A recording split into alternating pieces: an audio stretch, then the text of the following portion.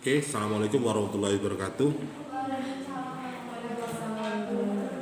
Eh, Alhamdulillah hari ini kita melanjutkan pembahasan kita tentang pengantar ilmu hukum.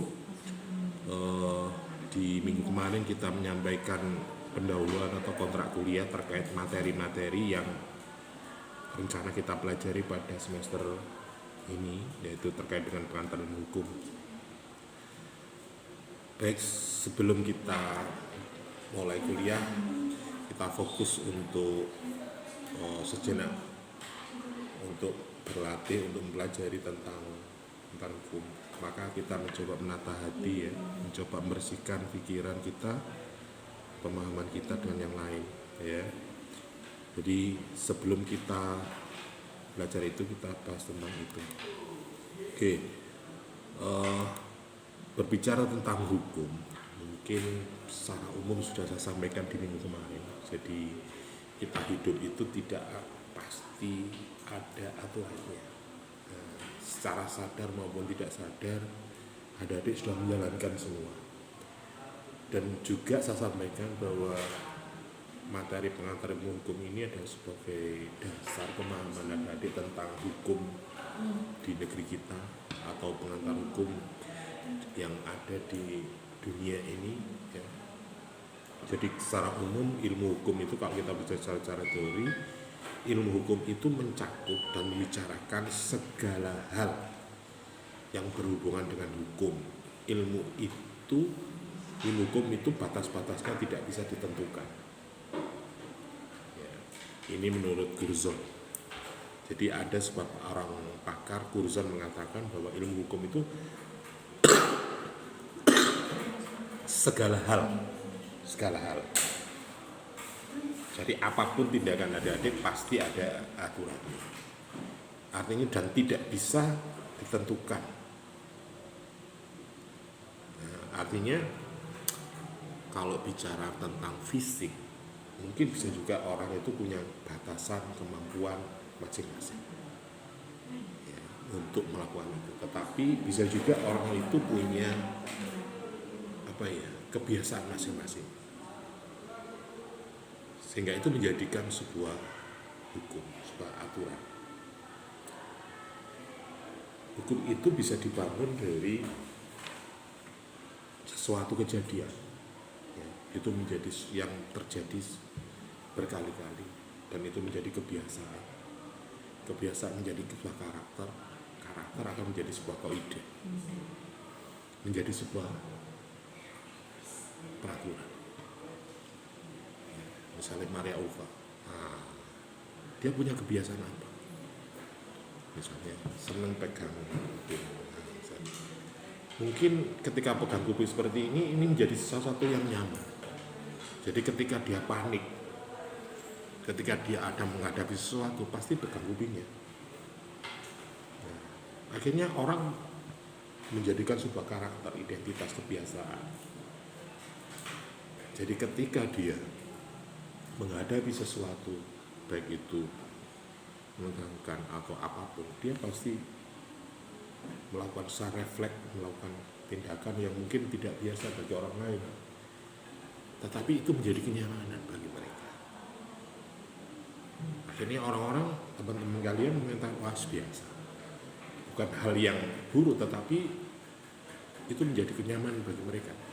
Sehingga ketika diingatkan, kenapa sih Pak, kamu kok selalu pegang kuping? Saya nggak tahu ya. Kemudian ada contoh yang lain misalnya. Ketika ada anak bayi misalnya, mau tidur misalnya, itu kan ada istilah ngempeng. Ada yang pegang tangan ibunya, ada yang pegang, pokoknya ada yang dipegang lah. Dia baru nyaman, dia baru bisa tidur, bisa nyaman. Walaupun itu seakan-akan bukan sesuatu yang lazim, tetapi itu negatif dilakukan seperti itu, kasih turun ya. Ada yang pegang sikut ibu ini, nekat tulinan sikut ibu ini. Itu contoh-contoh yang paling sederhana dan paling kecil. Kita belum ngomong perilaku, kita belum ngomong sosial, hubungan dengan orang lain. Artinya uzon di sini menyatakan bahwa hukum itu, peraturan itu segala macam hal bisa terjadi, bisa menjadi sebuah aturan. Makanya akhirnya ibunya ketika mau ruru putrane, putun, ya mesti dikeloni, ambil megang, ada yang megang sikut, ada yang megang leher, ada yang megang itu. Nah, itu anak kecil. Baru nek wis gede ya bisa juga itu hilang. Tapi bisa juga sampai besar ya. Ada juga kebiasaan yang lain. Kalau nggak pegang boneka, nah mungkin karena ibunya saat lahir itu dikenalkan boneka ya, sejak bayi, akhirnya sampai besar ya. Sampai dia sekolah SD, boneka itu kalau mau tidur harus ada di sampingnya atau dipegang. Nah, itu ya apa ini? Nah, aturan apa ini? Itu berarti kaidah aturan yang tidak. Tapi itu terjadi. Bahkan saya pernah melihat di Sunrise, anak itu usianya saya lihat sudah hampir 7 tahun lah. Tapi dia masih pegang boneka yang sudah lecet. Secara umur 7 tahun loh rek, boneka wis rupane kayak piye lho ya. Cara diumbang wis bolak-balik wis. Tetapi dia merasa nyaman ketika memegang boneka itu. Lho ya apa ngene? Lho itu kelainan psikologis Pak. Lho tapi kan kalau itu ditinggalkan masalah gitu. Atau mungkin boneka itu kamu bakar atau kamu sembunyikan, ya masalah bagi anak itu. Nah itu berarti kan seperti aturan hukum yang berjalan tidak. Nah itu contoh-contoh kecil terhadap pribadi. Nah kalau di masyarakat macam-macam. Nah, kita belum bicara tentang hukum formal, tetapi hukum-hukum seperti itu mungkin tidak tertulis, tetapi ketika itu tidak dijalankan, tidak dilakukan, menjadi persoalan. Ini pemahaman kita tentang aturan. Nah, banyak hal ketika kita bahas tentang itu, tetapi kajian kita di sini adalah kaitannya dengan hukum masyarakat. Tetapi ini saya sampaikan biar adik-adik itu paham betul tentang apa sih hukum itu, apa sih peraturan itu. Makanya ketika saya ngomong bahwa segala sesuatu itu pasti ada aturan mainnya, ada aturannya, ada kaidahnya. Satu hal-hal yang nyeleneh-nyeleneh tadi itu mungkin bisa juga terjadi di sekitar Anda. Itu ya. Kebiasaan-kebiasaan yang ada di masyarakat, di keluarga Anda itu menjadi, bahkan kemarin saya contohkan, kalau di keluarga Anda terbiasa berbicara dengan antar keluarga itu dengan suara yang keras, maka Anda akan terbiasa dengan suara yang keras. Ketika Anda keluar dari rumah, ngomong sama teman kalian, ngomong ya keras nih. Kalau kita bicara suku ya Batak, kan. Kalau bicara sama orang lain kan koyo padu ngono rek, padahal itu biasa. Ada kalanya yang di rumah itu kalem. Wah, orang Solo atau apa tuh sopan. Bahkan antara marah dan tidak marah sama gitu kan. Nah, sampai orang Solo itu kalau mau apapun, ngapunten nggih Bu, jenengan mirih-riyin. Kalau badhe ngobong dalem jenengan lho ya apa ning niku. Sawangane kalem rek, tapi kan nah, itu kan ada hukum adat, hukum tata krama dan sebagainya. Nah, ini pemahaman hukum seperti itu. Jadi ada tahapan-tahapan orang itu melakukan segala sesuatu berdasarkan pengalaman hidupnya. Sehingga itu menjadi sebuah identifikasi, kebiasaan, dan itu menjadi aturan. Nek gak dilakukan ini gak penak ngono lho ya. Seperti itu. Oke, itu pemahaman secara umum dan secara individu. Nah, kalau kita bicara hukum formal, ada istilah tata hukum. Hukum yang berlaku terdiri dari dan diwujudkan oleh aturan-aturan hukum yang saling berhubungan, dan oleh karena itu keberadaannya merupakan suatu susunan atau tatanan yang disebut tata hukum. Nah, akhirnya muncul di masyarakat atau di keluarga itu namanya sopan santun. Ketika Anda menjalankan itu dengan sopan, itu maka akhirnya muncul istilah sopan santun. Misalnya ketika etikanya Anda berbicara dengan orang tua, orang lebih tua dari Anda, dengan orang yang lebih muda dengan Anda, itu harus seperti apa? Nah, itu namanya akhirnya muncullah hukum, namanya etika, tata hukum, tata aturan. Kenapa sih ketika Anda menyebut orang tua Anda harus pakai bapak, ibu, ayah, umi, abi, nggak disebutkan namanya saja? Apakah salah ketika kita menyebutkan namanya? Atau menyebut orang yang lebih tua dari Anda? Misalnya nama kakak Anda Yanto, misalnya Gadek Cak Yanto, Gadek Mas Yanto, Toh Yanto, kira-kira ya piye? Dek gak sopan men. Itu mungkin bisa juga berhubungan dengan yang lain. Ya. Anda panggil Rian, ya biasa deh. Coba misalnya Fitrian manggil Rian, Mas Rian, nah, gimana rasanya?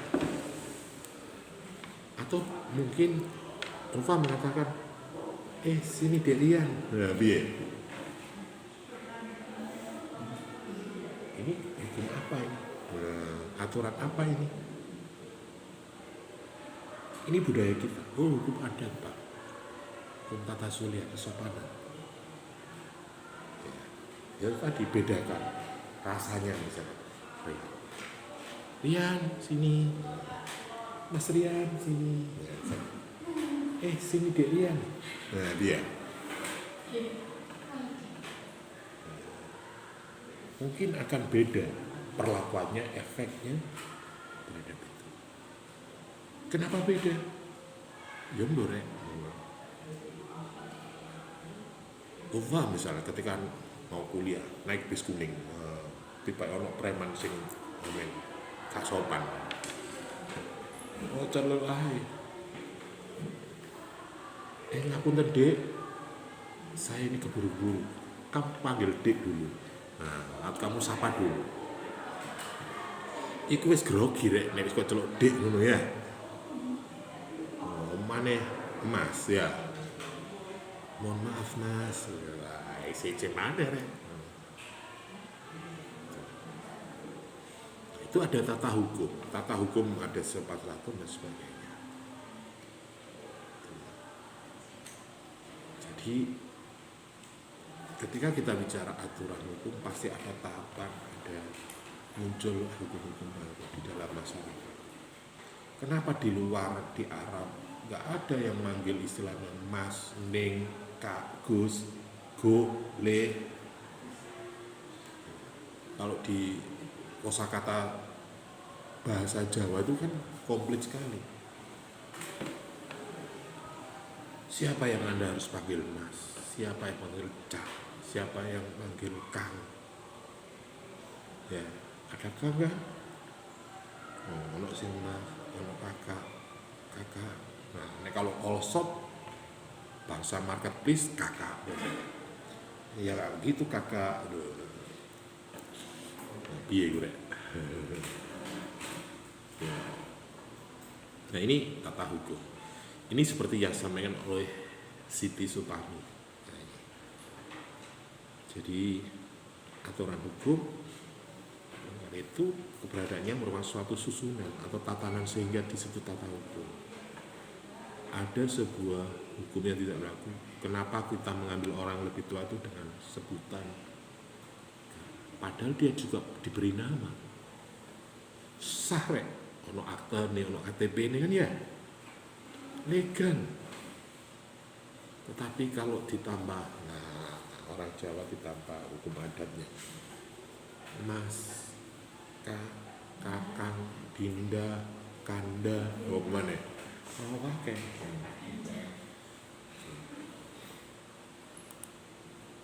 Nah, itu secara umum di masyarakat. Nah, sekarang kita bicara tentang kaidah sosial. Kaidah sosial berarti ada sebuah aturan, tatanan, kehidupan di dalam masyarakat. Nah, istilah masyarakat dan kaidah sosial ini bisa diartikan masyarakat itu manusianya, dan sosial itu masyarakat, kaidah sosial sebagai perlindungan kepentingan manusia dan jenis-jenis kaidahnya. Ya.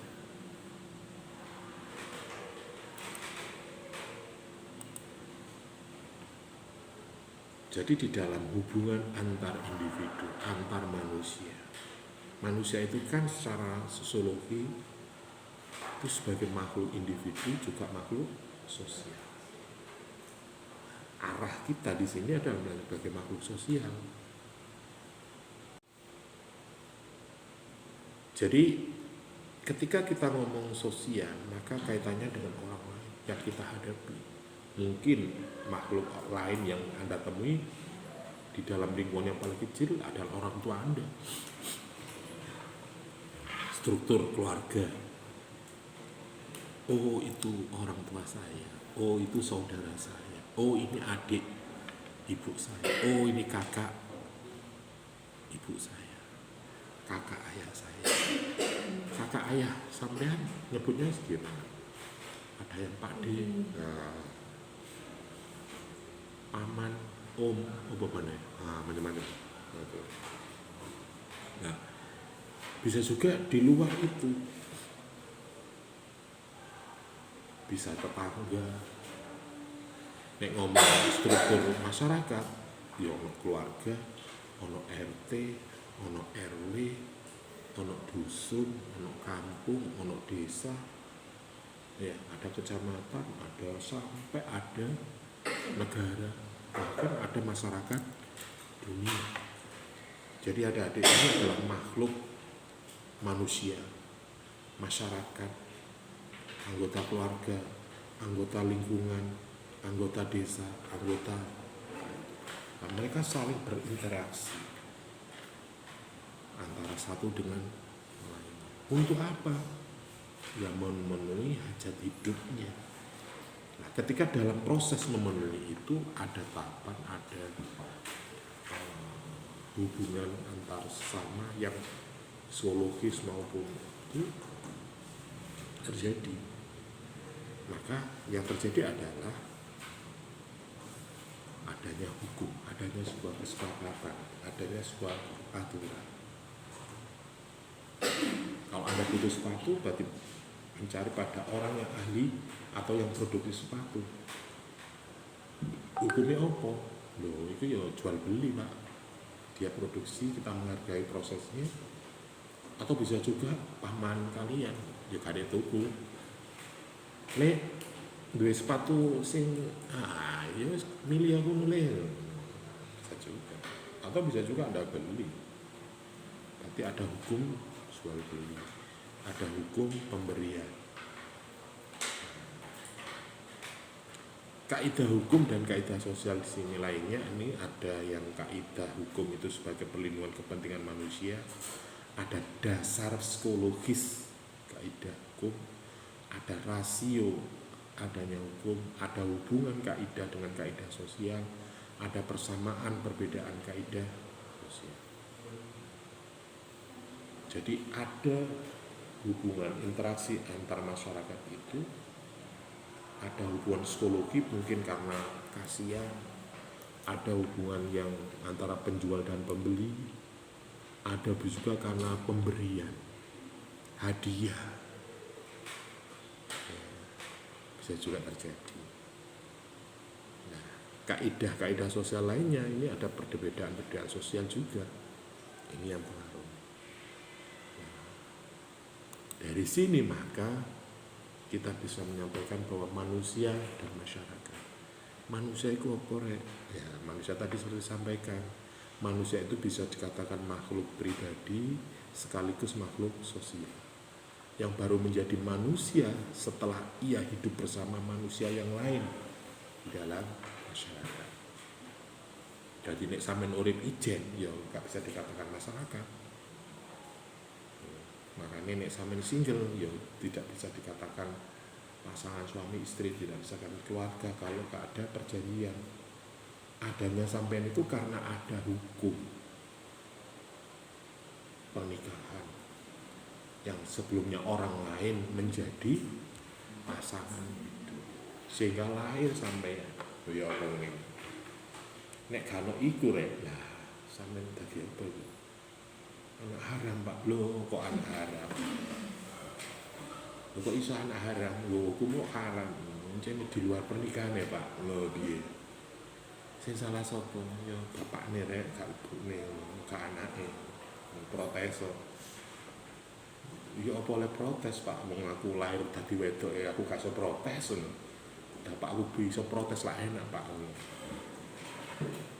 Bu aku ben apa sih sing lahir tok lahir sampean lahir anake presiden lah enak ngono.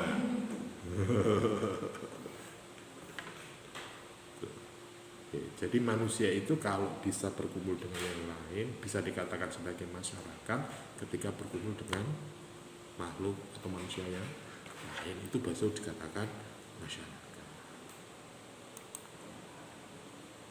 Nah, masyarakat merupakan suatu kehidupan bersama yang terorganisasi untuk mencapai dan mewujudkan tujuan bersama. Nah, tadi saya sampaikan, dari hubungan antar individu itu menimbulkan sebuah kebutuhan. Kalau dalam teori Maslow itu ada kebutuhan untuk memenuhi hajat itu. Dan saya yakin adik-adik tidak bisa hidup sendiri. Awakmu gak pangeran rek, iki niku makhluk biasa aja, apa saja masih butuh dengan orang lain. Nah, tapi yang kita bicarakan di sini nanti adalah terkait dengan masyarakat ini, karena prodi Anda adalah pemerintahan atau kita bicara tentang negara, maka ini adalah mengawali itu. Oke. Nah, masyarakat ini menurut Sudikno Martokusumo bahwa apa yang mempertemukan manusia antara satu dengan yang lainnya untuk memenuhi kepentingan mereka, kehidupan bersama tidaklah didasarkan pada adanya beberapa manusia secara kebetulan bersama, tetapi didasarkan adanya kebersamaan tujuan. Jadi masyarakat bertemu, berkumpul itu karena chemistry, akan menyatu pada chemistry. Ini bahasa desa kan chemistry. Seperti halnya sekarang, mungkin Rian waktu SMA gak punya cita-cita kepingin ketemu berteman sama Ulfa, tapi karena daftar kuliahnya di UNIM jurusan pemerintahan akhirnya jadi teman, jadi nasib seperjuangan, jadi sekelas seperti ini. Nah, masyarakat cenderung saling itu. Nah, kalau kemarin saya katakan kita diciptakan di dunia ini untuk saling berpasang-pasangan. Nek ngomong ideal pasangan itu ya kudu ideal rek, ya ayu, ya ganteng, ya sugih, ya pinter, ya alim. Tapi nek ndolek sing ngono ya gampang-gampang ngono ya.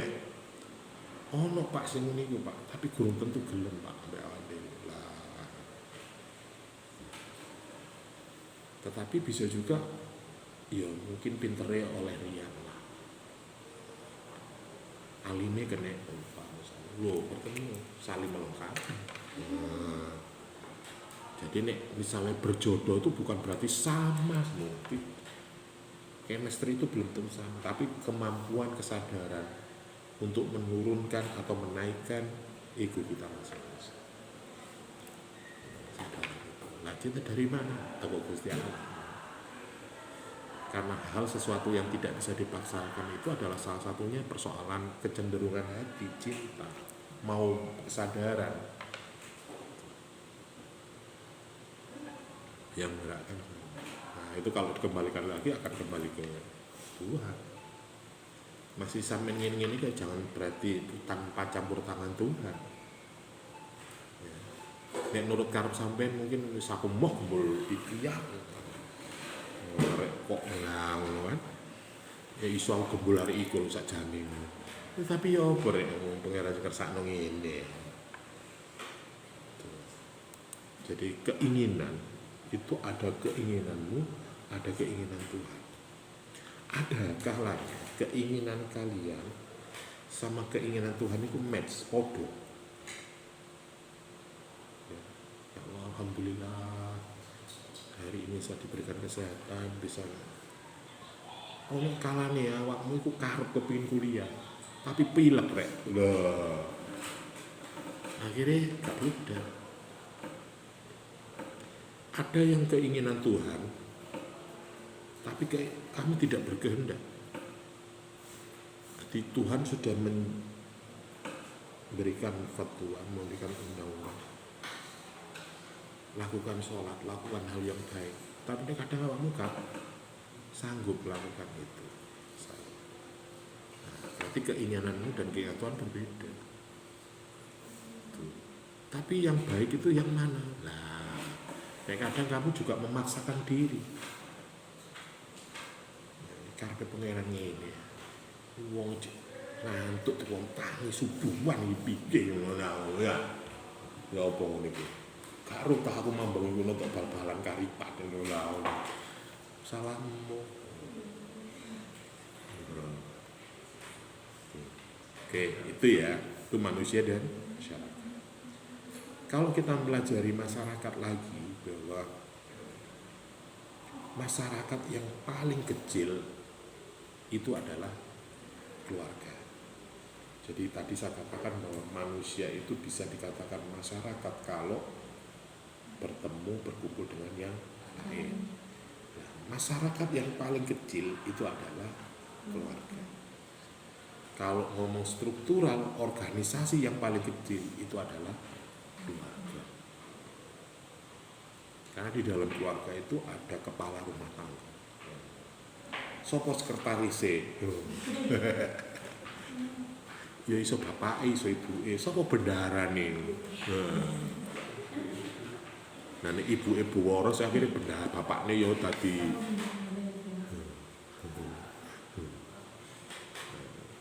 Maka keluarga itu menjadi komponen masyarakat yang terkecil, organisasi yang terkecil. Maka di situ untuk membentuk sebuah keluarga itu kan dari orang lain. Ada sebuah hukum pernikahan atau apapun. Tapi yang jelas muncul hukum pernikahan sehingga itu menjadi sebuah keluarga. Nah, untuk menjadi hukum pernikahan syaratnya apa? Enggak boleh saudara, sedara. Itu enggak boleh. Kenapa enggak boleh? Oh, yang kok masalah. Nek bahasane wong adat bisa juga reswali, keturunan, nasab. Kemudian nasab itu diambil dari garis mana? Ibu apa bapak? Kan gitu. Kalau di Jawa mungkin umumnya ya paternalis, jalur bapak yang sebagai dasar hukum. Jadi misalnya Fitria mau dijodohkan sama anaknya adik bapak kamu, ya enggak boleh. Tapi kalau adik ibu kamu, putranya adik ibu kamu, enggak apa-apa. Karena jalur keturunan garis ayah, garis laki-laki. Nek Bali, maternalis. Ada beberapa daerah mengambil jalur itu maternalis. Garis keturunan. Mungkin ada adik di dalam media sosial sudah membaca atau mendengar yang sekarang lagi ramai itu pertengkaran atau perdebatan terkait dengan nasab Rasulullah, habaib, ba'alawi, ya. Ada istilah habaib, ada istilah syarif, ada syarifah. Nah, ini adalah kesepakatan Ya, artinya yang kita sepakati misalnya sebagai garis keturunan Rasulullah itu dari jalur siapa? Apakah nggak boleh Pak jalur ya sakjane ya oleh rek, tapi pokoknya kon setuju kan ya tetap saudara, bukan berarti ketika sampai punya anak perempuan ya sudah putus jalur keturunannya. Lo darahnya ngalir urunan Tuh. Jadi Rasulullah kalau kita jalur nasab ya Hasan Husain laki-laki kan, anaknya siapa. Terus barangkali Hasan Husain atau keturunan Husain ada anak perempuan itu nikah, apakah itu bisa dikatakan jalur keturunan Rasulullah? Nah, kalau di hukum Jawa kita ya tidak bisa Pak. Yang diambil garis keturunan itu adalah dari ayah. Jadi Anda mungkin bin siapa, jadi Anda bisa dikatakan hukum muhrim misalnya. Jadi Fitria misalnya Mbak Ria, ternyata Rian itu adalah putra adik ayahnya Fitri. Berarti sampai masih wudu bersentuhan tidak batal. Nah, misalnya Rian meninggal, wah, Fitria ikut memandikan, tidak batal. Beda kalau Rian itu putranya, adiknya ibu. Nah, itu hukum rek, hukum. Ini contoh-contoh hukum agama dan hukum adat. Iku nek mati-matian iku sawangane kereng-kerengan ya. Nek nikah wis. Nah, berarti nek Fitria misalnya nikah, terus bapak Fitria wis ndak ada. Ayahnya Rian juga ndak ada. Sing dadi wali sapa? Rian bisa. Karena Rian adalah garis keturunan dari ayahnya Fitri. Walaupun Rian itu dipanggil Dek kalau Fitria, Dek Rian ya, dia berhak untuk menjadi wali nikahnya. Oh, macam-macam nih, sampean ku waline aku kau, sampean nek kan aku gak sido nikah sampean loh, ngono kan. Nah itu hukum di dalam kalian saudara, keluarga dan sebagainya. Jadi itu, jadi masyarakat yang paling kecil, masyarakat itu bisa terdiri dari beberapa keluarga. Kalau dalam istilah administrasi pemerintahan itu ada istilah KK. Nah, makanya ono KTP KK ya. Kelompok KK. Nek kok desa istilah soma. Saoma. Ngarani soma. Saoma. Serumah nek kadang ada 2 kakak. Boleh. Kalau lebih dari 2 nggak boleh. Ya boleh saja.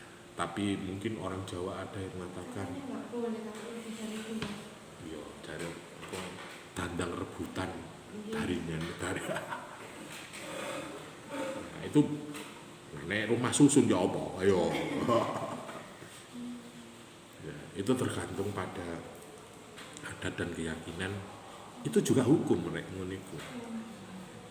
Nah nek saiki dengan keterpaksaan atau bisa juga karena rumahnya sangat besar. Dulu itu kan masyarakat kita atau mbah-mbah kita rumahnya kecil rek, tapi omahe wakeh, anake wakeh. Ono sing wis rabi gurusan di omah, akhirnya ya tetep di gunung. Nah kan akhirnya ngemper ini pokoknya sak ngono. Lah saiki omah gede-gede di sini yang didik. Ya walau alam ini. Nah, ada keyakinan menyatakan bahwa satu rumah tidak boleh ada 3 pasang. Nah, nek administrasi mungkin kakak. Ada 3 kakak. Kak iso diarani sak soma rek, sak omah, mau sak omah saya telung kakak. mosok meneh nek ngeterno BLT sak omah 3 bungkus 3 paket. Nah itu kan ya, jadi itu. Jadi ngomong keluarga itu adalah bagian dari masyarakat. Yang tadi identifikasi ini ngomong administrasi itu tadi ada kakak, ada keturunan. Ya.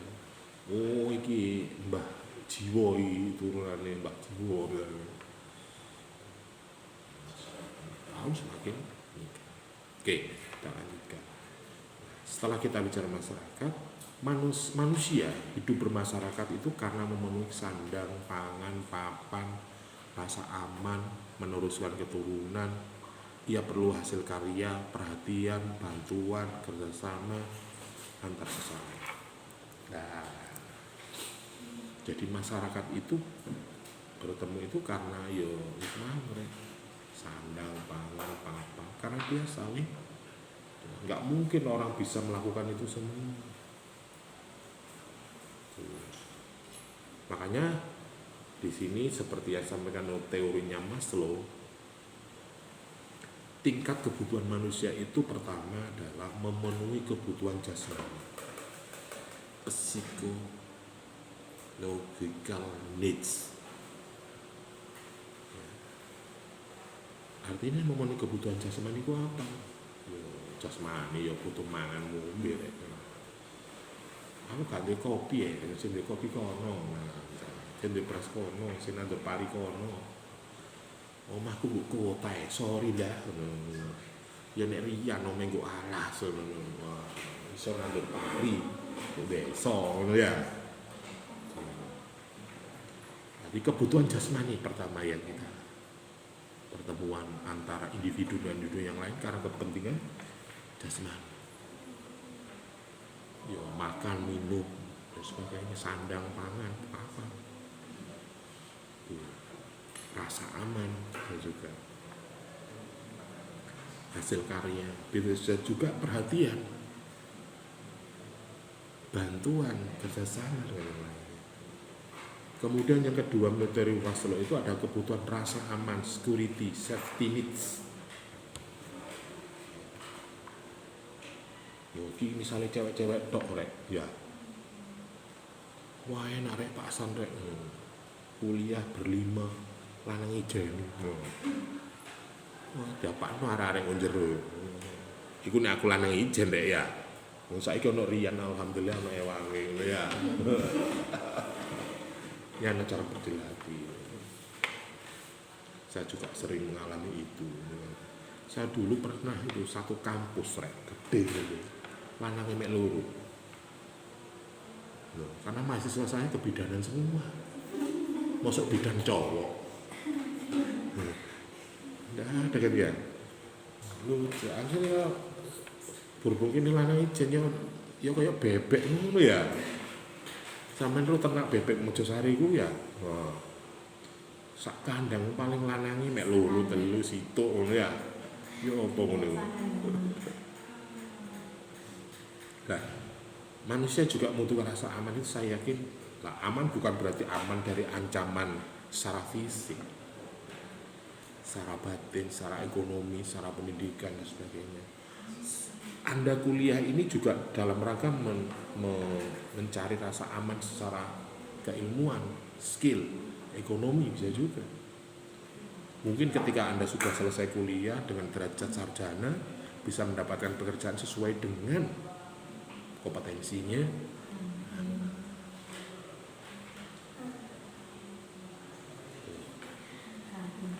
Terus kebutuhan ingin diakui, afiliasi,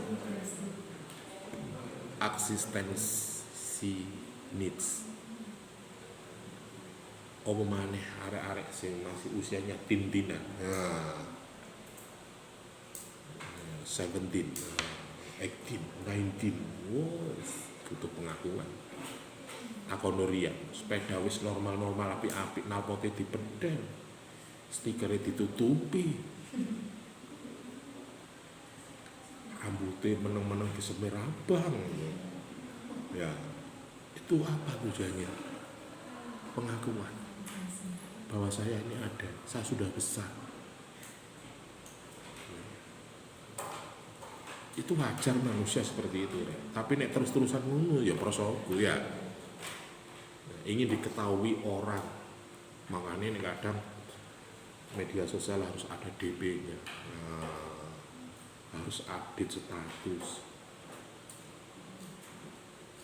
Yo komen rek cek darane awakmu wis urip kok grup iki ngono. Nek elok grup tapi gak komen blas piye ngono. Lho ya apa jare. Nah, butuh diakui, bisa diakui secara keahliannya, keberadaannya. Ini hukum alam, hukum manusia yang menurut Maslow wajar bahwa manusia itu ingin diakui.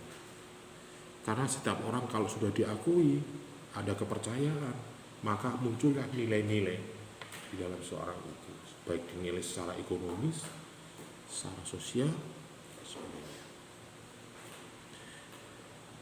Ingin dihargai, esteem needs.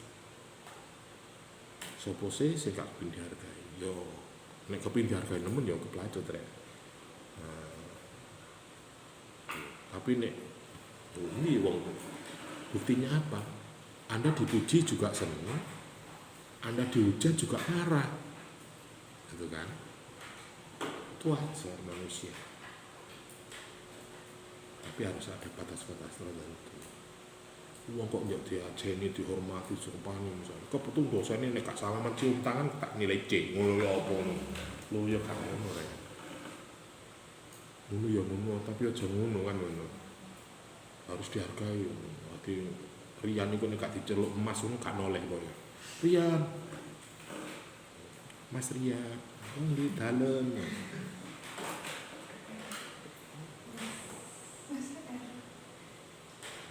Jadi kamu itu menjadi masnya kelas ini. Mau soal Mas Fitri ya, cocok. Jadi kamu itu adalah menjadi ketuanya di sini, masnya, adiknya semua. Kamu harus panggil mas. Mosok kon kate nyeluk ning Rian, loh ya gak pantes. Satu-satunya yang harus dipanggil mas adalah kamu saja. Makanya kamu jadi kakaknya.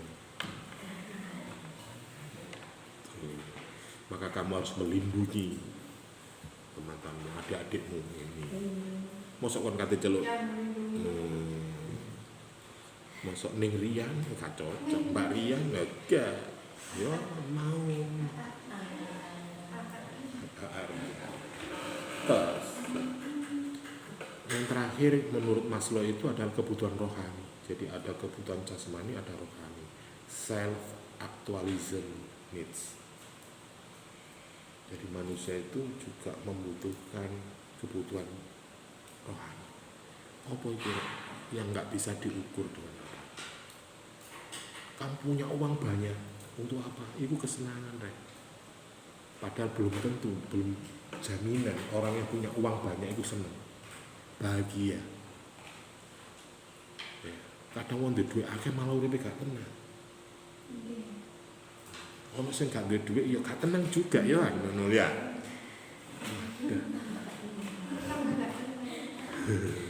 Misalnya kuliah memang ya, lali dompete kari.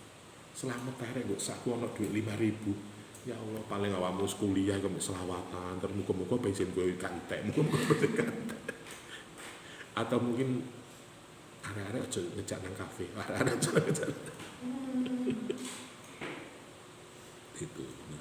Kebutuhan rohani itu bisa diperoleh dari mendengarkan musik, ceramah, sesuatu yang bisa memberikan kita. Terkadang hal-hal yang sederhana itu kadang bisa menjadikan kebutuhan rohani kita. Misalnya dengan memandang Rian aja sudah bahagia, sudah tenang gitu loh. Kalau nggak ketemu Rian, waduh, ya apa ini kena apa Mas Rian ini kira. Kadang dengan memandang sesuatu ciptaan Tuhan, betapa besarnya karunia Tuhan terhadap Tuhan pada kita, itu menjadi sebuah kebutuhan jasmani juga. Misalnya apa? Anda mensyukuri nikmat Tuhan yang diberikan hari ini pada kita. Contoh misalnya, Anda masih diberikan penglihatan, bisa melihat, nggak pakai kacamata, melihat gak blur, bisa lihat secara jelas. Bukankah itu nikmat yang harus kita syukuri bahwa ini adalah ciptaan Tuhan? Bayangkan kalau hari ini mata Anda sakit, misalnya moro-moro keculak atau kelilipan kok ngecus bangsal banyak. Oh, abang rek ngono. Ya apa ngono iku?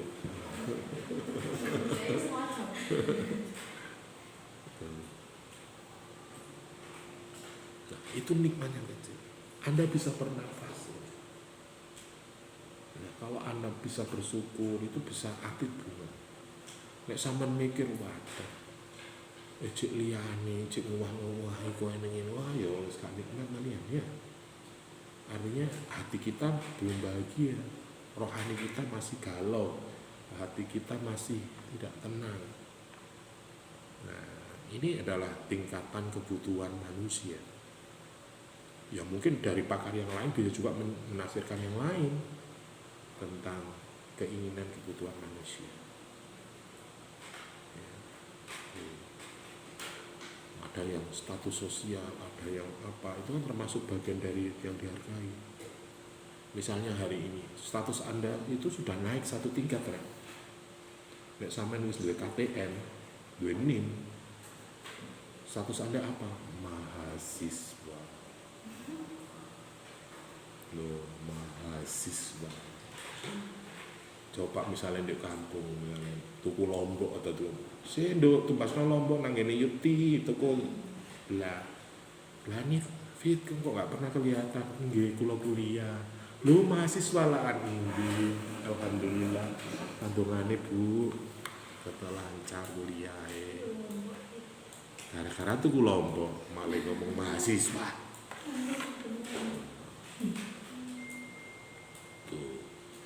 Ketemu konco sekolah SD lho lah nih fit gak kamu tambah boblem ae yo rek bahagia nanti kok saya gitu aku lulus kuliah lho mahasiswa lah iya kamu lah fit ya gak mau kuliah bikin mau ngene ra iso wis aku saiki bekerja gitu lapo ngarit ngono lho kok ngarit ya ndak apa-apa nek kamu mahasiswa kan luwih sabar lebih pinter. Oh enggak apa-apa. Bahwa bener pekerjaanmu apa ngarit? Sapimu berapa? 30. Loh, 30. Dolar situ kena kayak kuliah itu kan.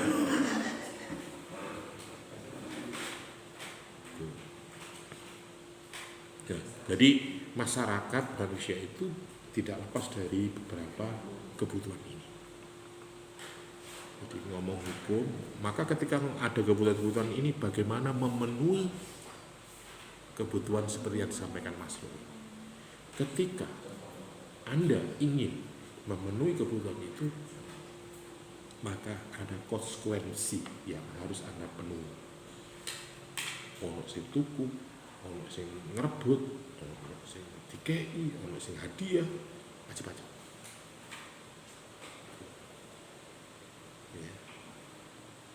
Mungkin dihargai, mungkin karena rian keturunan ulama kiai besar sehingga dipanggil Gus, sehingga dia banyak privilege banyak. Monggo Gus, nah mau pun kersane Gus, jenengan tinggal mana? Kalau sing bayari beres ya. Itu mungkin karena efek dari kayak itu.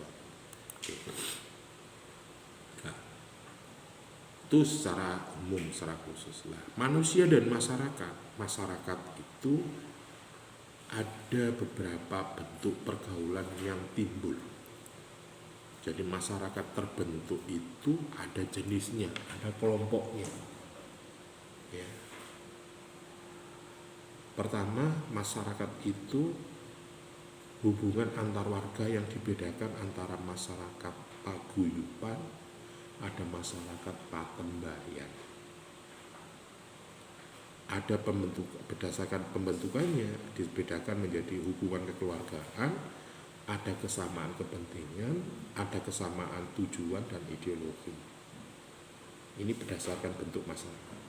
Ada juga masyarakat itu dibedakan antara masyarakat yang sederhana, ada masyarakat yang maju, ada masyarakat non industri, ada masyarakat industri atau masyarakat yang punya modal dan buruh.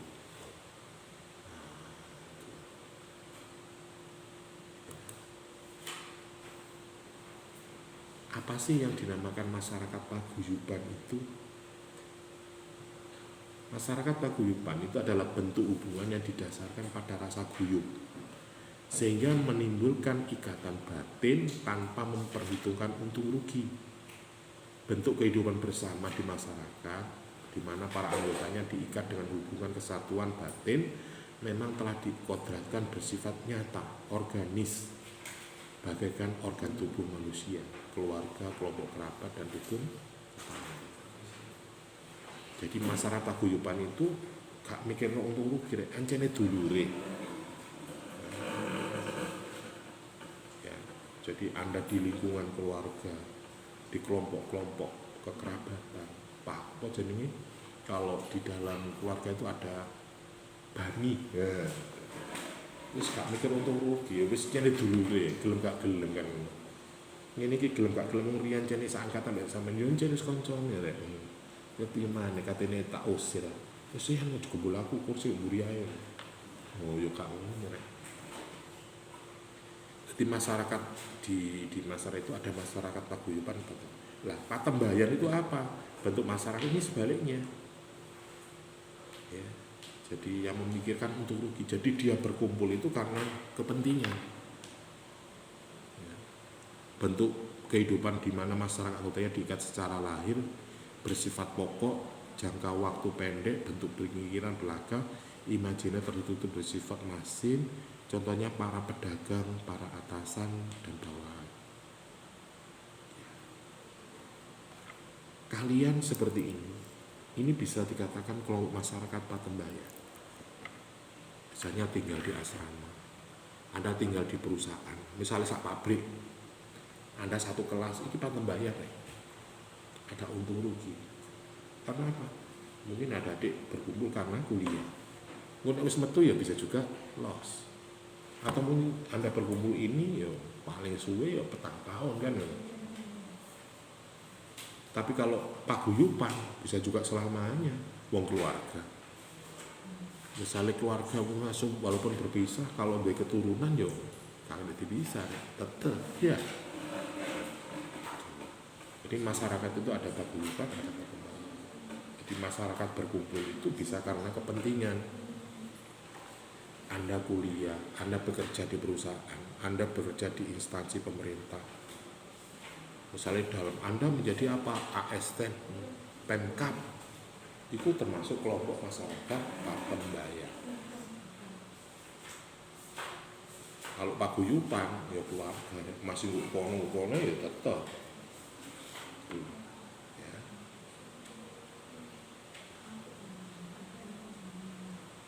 Oke, sampai di sini ada pertanyaan? Cukup ya? Tidak air ingin ya.